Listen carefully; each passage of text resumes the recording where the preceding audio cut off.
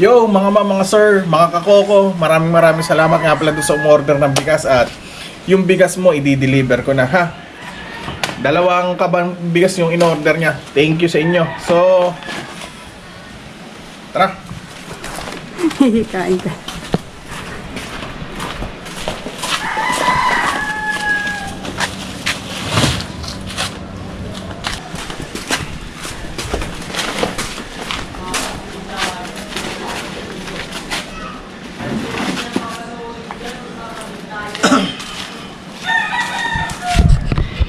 Hinihingal ako guys.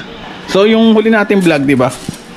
Kumuha tayo doon sa Bukawi, Bulacan ng bigas.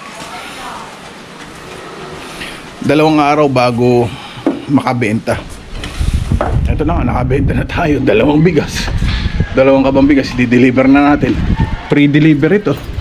So around sa area ko lang. Hinihiga ako. Mamaya ako na itutuloy yung vlog. Nebulizer muna tayo.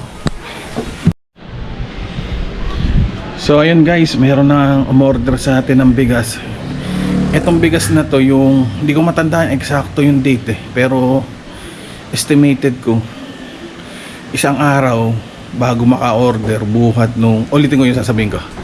Etong bigas na to na pinikap ko sa may Bukawi, Bulacan, lumipas muna yung 1 araw bago may umorder sa akin.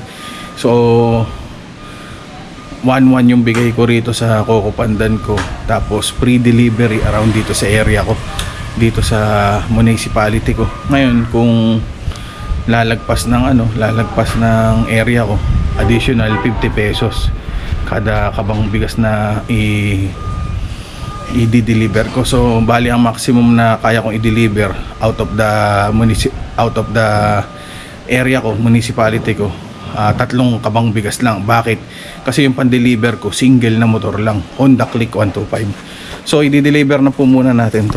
Ayan. Salamat po sa umorder. So guys, dito na tayo sa sa pagdi-delivera natin. So ayos ko lang yung setup ng camera.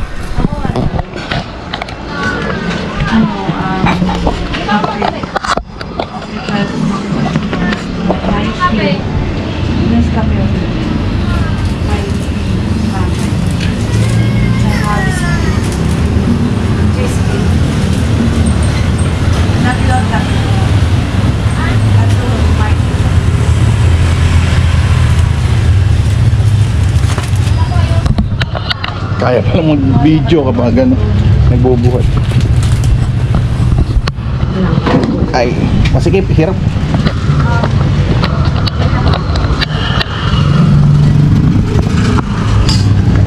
Tao po. Bigas te! Ay, kiraan ako tayo. Gumawa ng tubig. Unahin.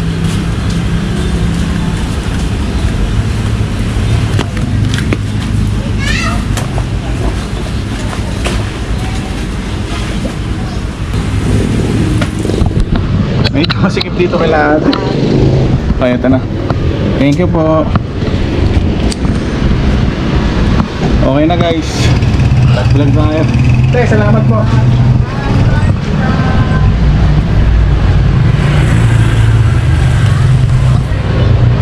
Balik na tayo sa bahay. So ang ginagawa ko ngayon, hingal na hingal ako. Hindi ako sanay magbuhat.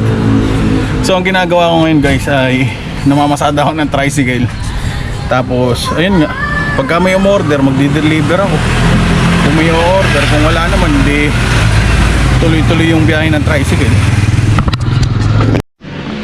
Ay guys, napakainit. So yun nga. So kwento ko lang yung diskarte na ginagawa ko. So ang diskarte ng ginagawa ko habang nasa biyahe ko ng tricycle, yun nga, nakakapaglibot-libot ako dito sa area namin kasi nga namamasada ako. Tapos nakikita ko yung mga tindahan, yung mga posibleng pagbentahan ng bigas, tulad nung karinderya, itong mga tawag dito, itong mga nagtitinda ng manok, na yung mga piritong manok na meron silang mga rice mill, yung rice saka manok, ayun, ganoon, na nangangailangan ng bigas, inaalo ko yun. Tapos yung mga tindahan, inaalo ko yun. Tapos yung mga pasahero ko, inaalok ko din yun. Eh syempre, lahat naman tayo dito sa Pilipinas, hindi ba? Kumakain ng bigas. Nagbabaka sakali ako na mag-alok-alok. So hindi din naman ako nahihiyang mag-alok-alok kasi nga wala naman masama doon sa gagawin ko, di ba? Saka kailangan ng pera kasama sa trabaho yun. Ganun talaga yung trabaho. So yung mga vlog ko nga pala dito sa YouTube, vlog tungkol sa bigas, tapos vlog tungkol sa anak kong may sakit na autism. Ayan po yung anak ko.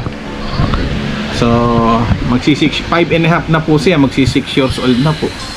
So yun lang po. Bali as of now, do sa binili kong bigas na 5 pirasong Coco Pandan ba?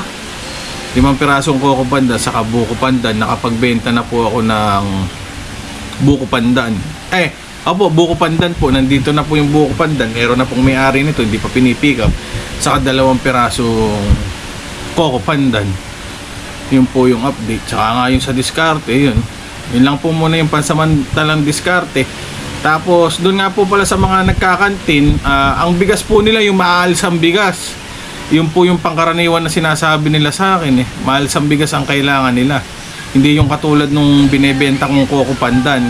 Yung Coco Pandan po, kaya ito naman yung naging bigas ko. Dahil ito po yung ginagamit naming pagkain, ginagamit namin pang konsumo sa pang-araw-araw. Yung buko pandan naman po, kaya po naisipan bumili nun, hindi po ako nakaisip nun.